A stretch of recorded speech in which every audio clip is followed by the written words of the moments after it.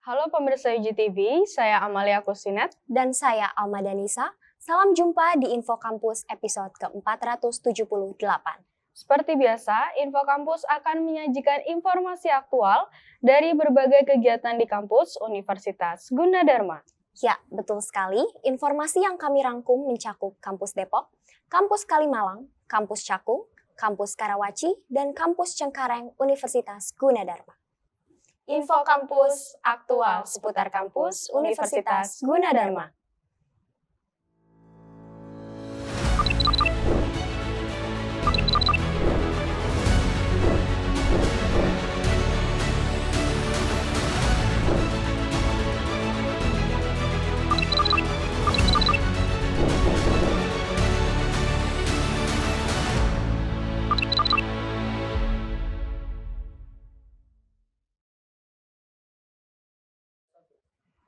Pemirsa UGTV, pada 2 Mei 2025, Himpunan Mahasiswa Teknik Informatika menyelenggarakan Developer Launching. Pada tahun ini, DevLaunch mengusung tema Artificial Intelligence di Auditorium Kampus D Universitas Gunadarma Depok. Kegiatan ini diselenggarakan selama 2 hari pada 2-3 Mei 2025 dengan menggabungkan rangkaian acara yakni Competitive Programming, Bootcamp, dan Workshop. Seperti apa jalannya seminar tersebut? Berikut liputannya. Pada Jumat 2 Mei 2025, Himpunan Mahasiswa Teknik Informatika atau HIMTI Universitas Gunadarma mengadakan acara DevLaunch atau Developer Launching. Kegiatan ini diselenggarakan selama 2 hari pada 2-3 Mei 2025 di Auditorium Kampus D Universitas Gunadarma Depok. Pada tahun ini, DevLaunch mengusung tema Artificial Intelligence, lantaran topik ini sedang marak diperbincangkan di era sekarang ini. Acara yang merupakan program kerja tahunan dari mahasiswa Himpunan Teknik Informatika ini menggabungkan rangkaian acara yakni Competitive Programming, Bootcamp, dan juga Workshop. Pada hari pertama yakni pada 2 Mei, acara dibuka dengan pembukaan oleh MC serta sambutan-sambutan yang terdiri dari Ketua Pelaksana, Ketua Himpunan, Majelis Perwakilan Angkatan, Ketua BEM, dan Wakil Dekan 3. Acara kemudian dilanjutkan dengan sesi workshop yang dipandu oleh moderator dengan mentor workshop yakni Grapil Darel Pandi yang akan memaparkan materi pada hari ini. Setelah pemaparan, moderator membuka sesi Q&A kepada para peserta yang ingin bertanya. Kemudian, acara ditutup oleh MC serta foto bersama. Setiap penyelenggaraan acara tentu tak luput dari tantangan yang dihadapi oleh para panitia. Denny Trismawiranto selaku Ketua Himpunan menjelaskan bahwa menghadirkan value dan bagaimana menjadikan acara ini bermanfaat kepada seluruh pihak adalah tantangan terbesar yang dihadapi dalam menyelenggarakan event ini. Denny juga berharap lewat DevLaunch ini, kedepannya para mahasiswa dapat mengetahui dan mengimplementasikan keberadaan AI di kemudian hari. Dari Himpunan Mahasiswa Teknik Informatika itu mengadakan sebuah program kerja yang dimana program kerja ini disebut DevLaunch. DevLaunch itu merupakan kepanjangan dari Developer Launching, yang dimana itu program kerja komprehensif menggabungkan rangkaian acara yang di dalamnya itu ada competitive programming dan juga latihan intensif bootcamp. Dan untuk saat ini yang kita adakan terlebih dahulu ada competitive programming. Competitive programmingnya juga dikembangkan lagi. Di dalam competitive programming tersebut terdapat workshop. Nah, dari kedua hal competitive programming dan workshop tersebut itu bertemakan AI yang lagi marak-maraknya sekarang di dunia informatika. Jadi AI itu kan bisa tahu sendiri kepanjangan merupakan artificial intelligence atau kecerdasan buatan, seperti itu. Tantangan terbesar dari panitia sih udah jelas ya, dimana kita orang anak organisasi itu gimana caranya kita ngedapetin value pembelajaran, dan terlebih akan tantangan itu kita juga mengumpulkan yang dimana kita mengumpulkan segala jenis research terkait apa yang kita jalankan, yang dimana jangan sampai apa yang kita nanti kasih ke para mahasiswa terlebih di jurusan informatika itu atau di umum bahkan itu bisa bermanfaat seperti itu. Harapan kedepannya Bang setelah diadakan acara developer launching? Harapan kedepannya sih dari kita berharap yang sudah mengadakan developer launching ini supaya seluruh mahasiswa tahu akan namanya program-program atau informatika yang terkait informatika kedepannya itu udah semakin luas. Jadi untuk lebih tepatnya di tema hari ini, kecerdasan buatan atau bisa disebut AI itu bisa lebih bermanfaat ke mahasiswa dalam pengimplementasi di kemudian harinya. Seperti itu. Pada hari kedua, yakni berlangsungnya competitive programming, acara dibuka oleh MC dan dilanjutkan dengan menyanyikan lagu Indonesia Raya serta sambutan-sambutan.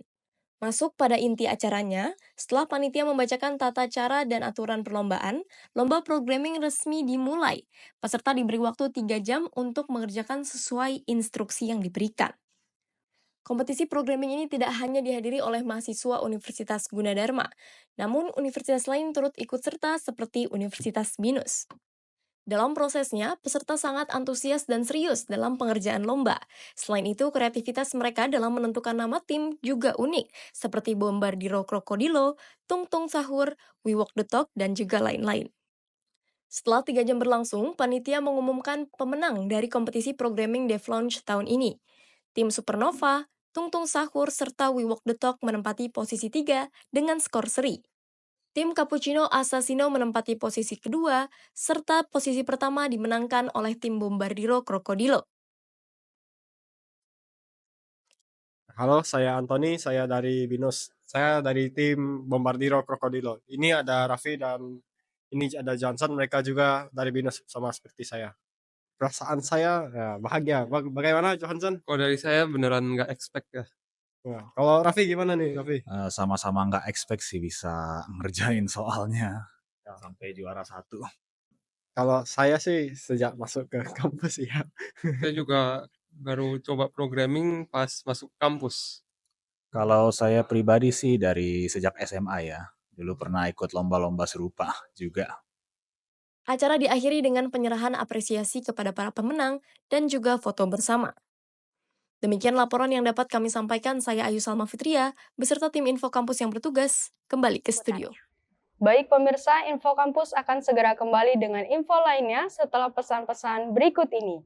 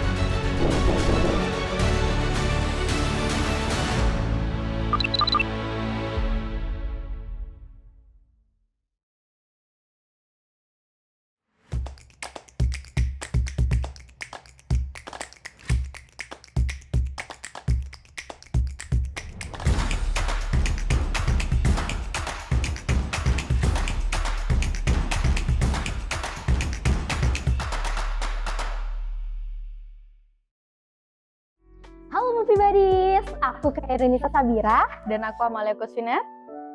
siap nemenin kalian ngulik film lokal penuh ketegangan dan juga kritik sosial. Wow.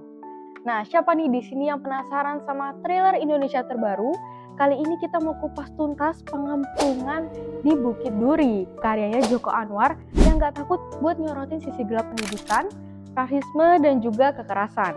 Nah, buat kalian siapin cemilan, volumenya dinaikin, dan gak lama-lama lagi, ayo kita mulai. Nah, Movie Buddies, sebelum kita terjun lebih dalam nih ke ceritanya, kita intip dulu KTP-nya film ini. Nah, ini dia info-info dasar yang wajib kamu tahu sebelum nonton. Jadi, film Pengepungan di Bukit Duri ini bergenre thriller atau drama sosial gitulah, yang disutradarai oleh salah satu sutradara yang paling hebat, yang paling terkenal di Indonesia. Tahu dong siapa? Tahu banget. Joko Anwar. Yeay. Film ini tuh rilis pada tanggal 17 April 2025. Itu baru banget ya, minggu-minggu kemarin, yang berdurasi 1 jam 58 menit.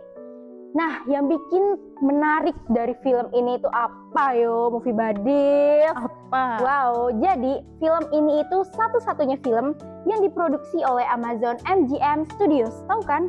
Yang belakangnya itu ada singanya itu. Keren banget sih ini. Nah, Movie Buddies, trigger warning. Di sini tuh banyak banget adegan kekerasan fisik, ujaran kebencian kepada suatu ras, dan juga bullying yang intens. Jadi siapin mental kalian.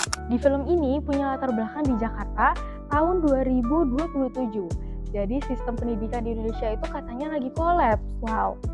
Ada SMA Duri jadi sarang kekerasan dan kebencian. Edwin yang diperankan oleh Morgan Oey, Morgan Smash. Keren banget ya dia bisa banget di peran yang action kayak gini. Benar, di sini dia jadi guru keturunan Tionghoa buat cari keponakan yang hilang di tengah kerusuhan.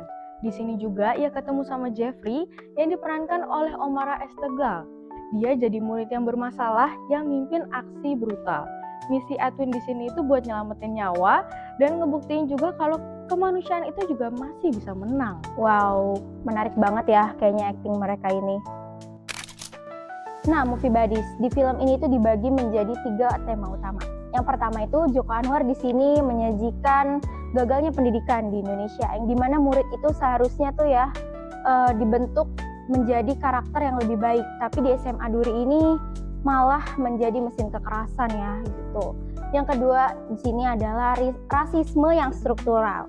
Jadi di sini Joko Anwar itu menyajikan bayang-bayang dari tragedi 98 gitu ya, dimana banyaknya rasisme terhadap kaum Tiongkok di Indonesia pada saat itu. Yang ketiga adalah normalisasi kekerasan. Jadi di sini tuh murid menjadikan kekerasan itu sebagai suatu identitas. Pukulan, penyiksaan, dan juga penindasan itu jadi keseharian untuk mereka. Jadi kayak udah biasa gitu di situ. Kalau dari segi acting yang bisa kita nilai dari film ini, yang pertama Morgan Oey yang diperanin jadi Edwin di film ini bukan superhero. Nah, Edwin ini di sini panik, frustasi, tapi juga bisa berusaha buat ngelindungin. Ekspresinya ini tuh jadi bikin kita ngerasa deg-degan bareng. Terus ada Omara Estegal yang jadi Jeffrey, tatapan matanya tuh penuh amarah, terus ada sedihnya juga.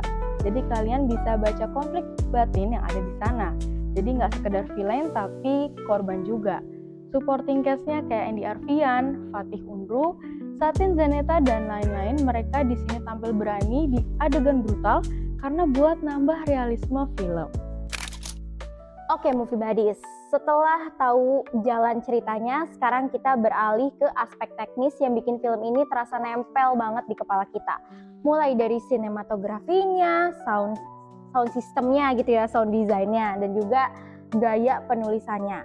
Jadi di sini sinematografinya itu, lighting-nya itu gelap dan juga framing claustrophobic gitu ya, jadi kayak mencekam gitu. Jadi bener-bener kita tuh kayak berasa di dalam keramaian kerusuhan tragedi itu gitu loh. Nah, yang terakhir dari segi penulisan cerita, di sini Joko Anwar itu nyuguhin konflik sosial yang tajam dan juga twist yang realistis. Tapi di sini tuh ada kekurangannya nih menurut aku di bagian penulisan cerita. Jadi di sini di beberapa subplot sampingan itu nggak tuntas gitu loh, nggak terselesaikan dengan baik. Jadi cerita-cerita awal tapi di akhir tuh nggak diceritain lagi. Jadi itu menurut aku kayak sayang banget sih kalau nggak dituntasin sampai habis kayak gitu. Oke, Movie Buddies, saatnya kita kasih rating nih buat film ini. Gimana nih kamu? Kalau dari aku kasih 8,5/10. Wow. Kalau dari aku sendiri ya, karena aku tuh jarang banget nonton film action kayak gini, thriller gitu ya. Tapi aku tuh tertarik banget buat nonton film ini gitu loh. Dan menurut aku itu keren banget. Jadi aku kasih rating 9/10. Nah, Movie Buddies, pengepungan di Bukit Duri juara banget sih di ketegangan dan juga pesan sosialnya. Walau ada beberapa celah di subplot ini tuh nggak terselesaikan dengan baik. Nah, film ini juga nggak cuma hiburan aja, tapi juga ada cermin gelap kita buat jadi panggilan buat kita tuh bisa memperbaiki pendidikan dan memutus rantai sebuah kebencian. Nah, jadi gimana nih Movie Buddies? Udah siap buat nonton Pengepungan di Bukit Duri? Nah, film ini tuh bukan sekedar film thriller ya, tapi juga panggilan untuk kita semua untuk peduli sama pendidikan dan kemanusiaan di negeri kita yang tercinta ini. Aku Amalia Kuswinet dan aku Khairunisa Sabira. Pamit undur diri bersama kru yang bertugas. Sampai jumpa di review selanjutnya. See you on the big screen.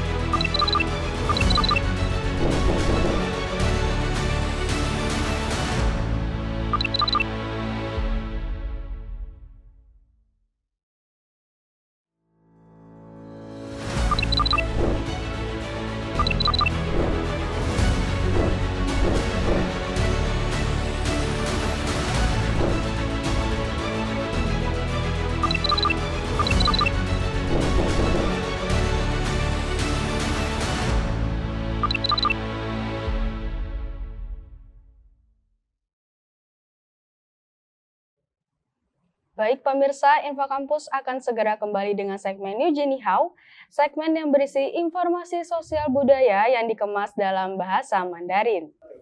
Ya, program ini merupakan produksi dari rekan-rekan di Program Studi Sastra Tiongkok Universitas Gunadarma. Seperti apa liputannya? Mari kita saksikan bersama Eugenie How.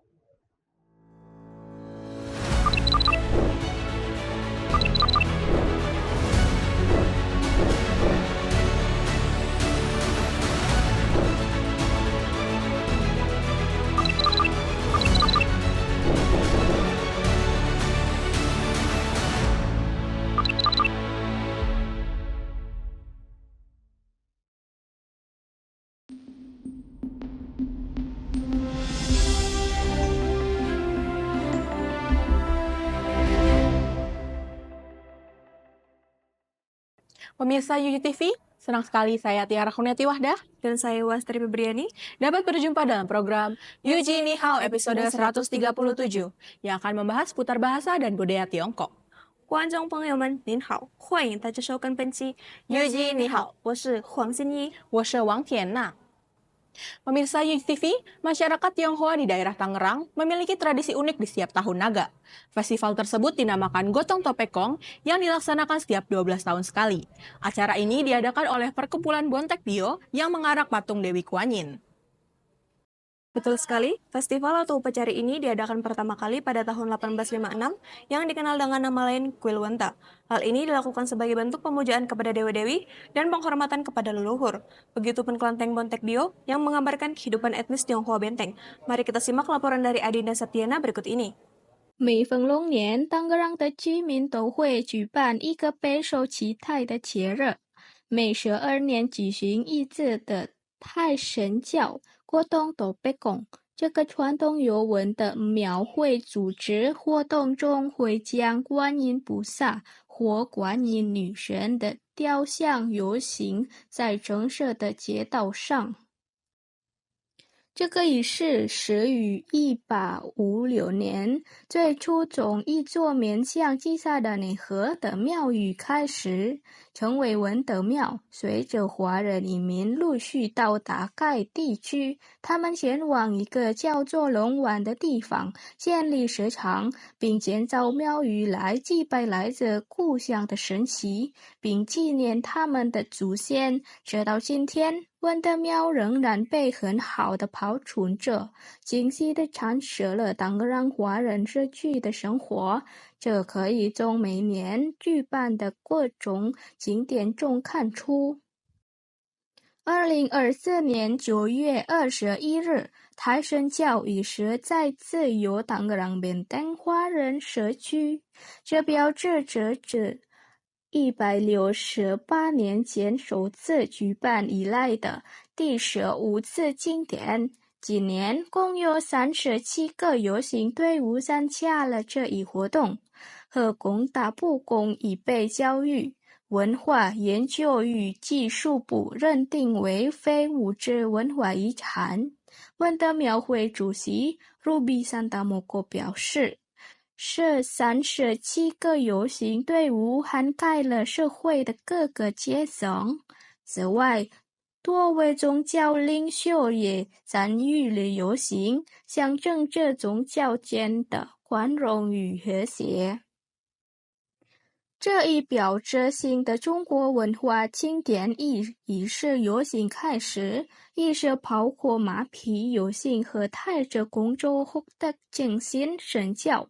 这一游行是一项重要且具有象征意义的传统，标志着文德庙协会举办的12年庆典的开始。除了公主后的精神或者神教外，还有其他四尊神像也参加了巡游，观音、关羽或战神、卡拉米亚或护法神和福德正神或土地神。游行从文德庙开始，经过 Jalan Bakti， 经过Gang Cilangkap， 继续前往 Jalan Kisamaun，至当格朗广场主舞台或者panggung utama Pendopo Tangerang, 然后前往 Jalan MT Haryono 和 Jalan Damyati。此外，还有文德庙军乐队的表演，来自各个艺术团体的舞龙和舞狮表演，以及武术表演也参与其中，为景点增添了热闹气氛。除了艺术和艺术游行之外，12年一度的台神教国东多北宫庆典还展示传统美食，提供各种印尼菜肴，尤其是当格朗市或者巴萨拉玛的传奇美食。国东多北宫活动是缅甸华人社区几个世纪以来坚持的传统。随着时间的推移，该活动不断发展壮大，如今吸引了大量本地和国际游客的关注。Ternyata Festival Gotong Topekong ini sudah diakui sebagai warisan budaya tak benda oleh Kementerian Pendidikan, Kebudayaan, Riset, dan Teknologi. Pada 21 September 2024 lalu, festival ini kembali digelar oleh komunitas Tionghoa Benteng yang menandakan perayaan ke-15 sejak pertama kali diadakan 168 tahun yang lalu. 特工大伯公已被教育、文化研究与技术部人定为非物质文化遗产。2024年9月21日，台神教仪式在由汤格朗缅甸华人社区，这标志着168年前首次举办以来的第15次庆典。对啊，今年共有30几个游行队伍参加了这一活动。除了仪式和艺术游行之外，12年一度的台神教活动都被供，庆典还展示传统美食。Benar sekali, pada festival tahun ini melibatkan 37 kelompok parade yang berpartisipasi dalam pawai tersebut. Selain ritual dan parade seni, perayaan 12 tahunan Gotong Topekong juga menampilkan kuliner tanpa dulu. Baik pemirsa UTV, saya Wastri Febriani. Dan saya Tiara Kurniati Wahdah. Kita akhiri Yujinihao episode kali ini, kembali ke program Info Kampus. 好的，以上是我们 Yujinihao 的所有新闻内容。我是王田娜，我是黄欣怡，祝你拥有美好的一天。